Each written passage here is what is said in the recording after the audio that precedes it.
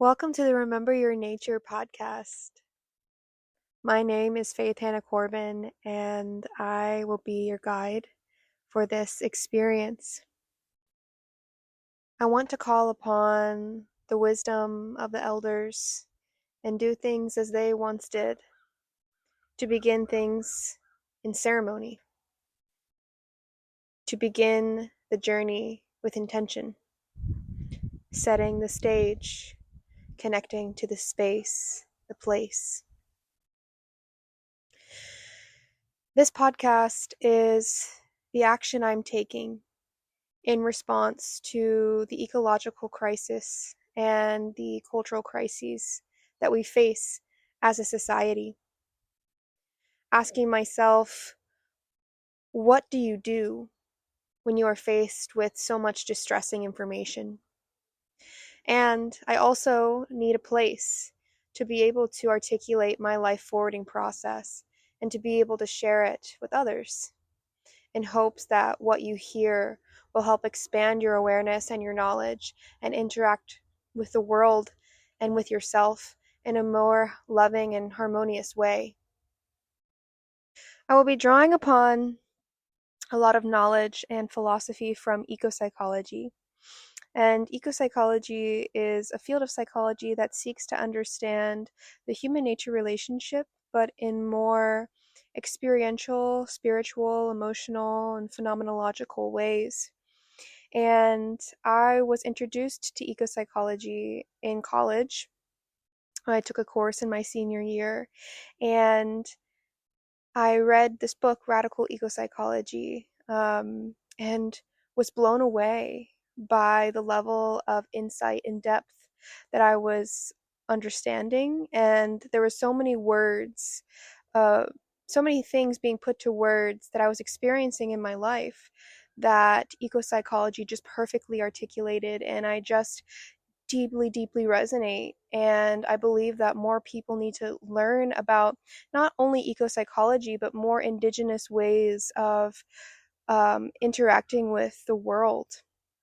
And similarly, I've been on a deep journey of connecting to my own inner feminine, this sacred, divine, feminine, energetic principle that lives within me.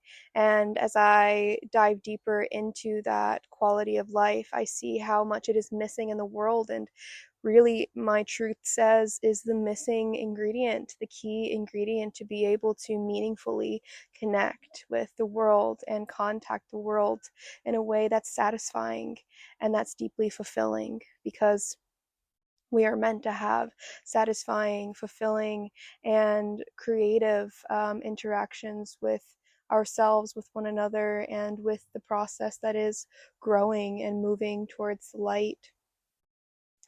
And so this podcast is going to be this place where I can share about my life forwarding process. And according to ecopsychology, and more specifically, I'm referencing the book by Andy Fisher, Radical Ecopsychology, which I highly recommend reading. Andy Fisher talks about the life forwarding process and how, as we are primordial nature, a moth knows where to go and a tree knows how to grow because it has an organic life process. It's self-organized. And similarly, like, we are that too. And we have an organic life process within us. And this life process is accessed through our bodies and through our felt sense, through what is going on inside of our feeling bodies. And the issue arises when we live in a culture that is chronically desensitized and mistrusts the body and mistrusts inner experience, but relies upon logic, kind of in the same vein as a Cartesian "I think, therefore I am" breeds narcissism. It breeds this hyper individuality and this mistrust of emotion, this mistrust of feeling, of intuition, which it also translates to the mistrust of the feminine, the mistrust of the earth, and the mistrust of our own selves. We feel lost and misguided and falling into nihilism and apathy, which is, you can see displayed in how things are going inside of our world right now. So I am a 500-hour yoga teacher, but I like to call myself a disciple of the body. And my life has completely changed as I have connected to my own life forwarding process, and I've gotten curious about the feelings of my body and the language of my body. And I have been on a deep excavation to become in coherence and alignment with what my body is telling me. And that has become my guide. I was once in a ceremony, a vision quest. And before the vision quest, and this was under a Lakota community, there was a mole that went through the sacred grounds that we were at, and the leader, the one that was putting us out for our vision quest, gave us both mole dirt and told us, "Be like the mole.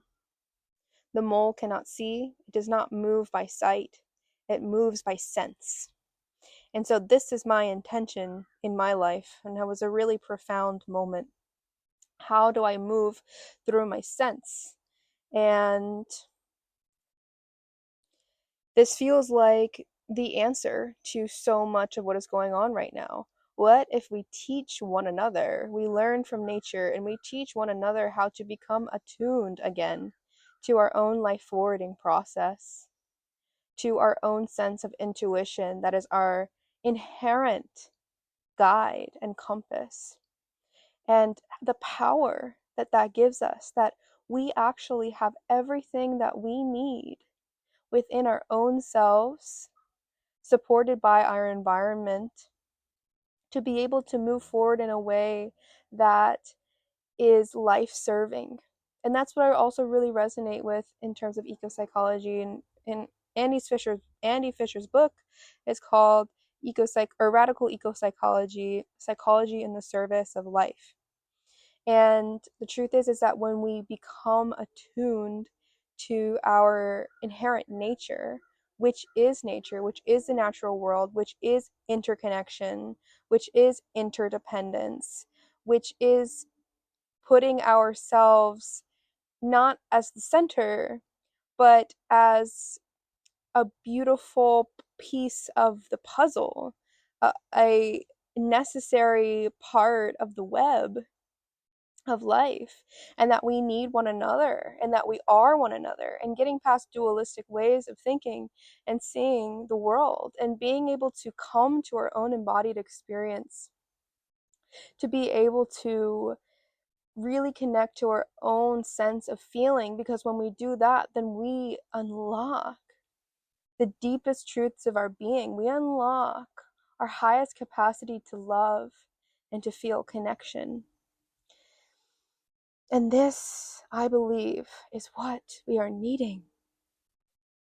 Not more ways to intellectualize, but more ways to ground into our experiential body, to connect, to feel that we are one, and not just think that we are one, but to have the embodied spiritual experience that we are one. Because when we do that, and when we integrate that within our bodies, we would never want to hurt, subjugate, or exploit anyone.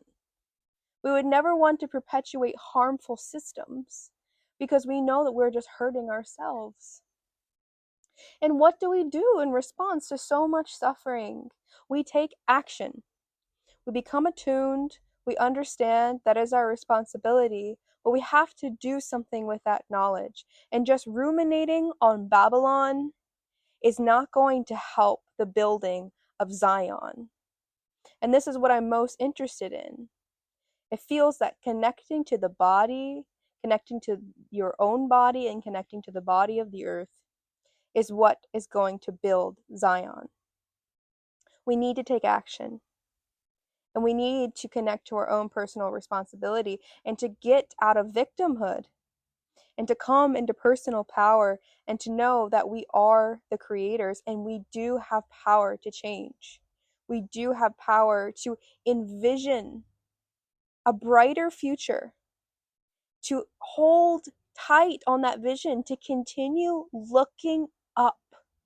Continue looking up instead of staying in the rumination, because it is looking up, holding on to the vision, and then taking aligned action towards that which is causing inevitable revolution.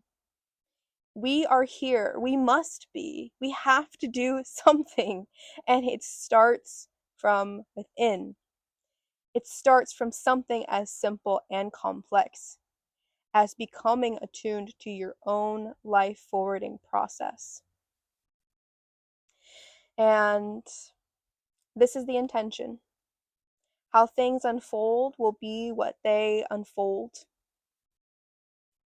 And I'm going to share my truth, provide some insight, and let you in on my own life forwarding process.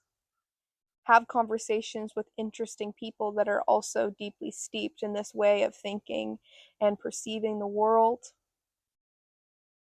And ultimately provide an energy of hope, provide an energy of expansiveness, a fresh breath, of redemption, a vision towards a future of harmony, because we must. We must. We are standing on the shoulders of giants, and we have so much power and technology at our fingertips to share the ideas that really need to be shared to really shift the evolution of consciousness here on this planet, to be able to give back and to be able to connect to our deepest truth so that we may be able to embody our service in whatever unique ways we are meant to. And so this is the intention. I call upon all the wisdom of my elders, the wisdom of my ancestors, the wisdom of the trees that stand alongside of me.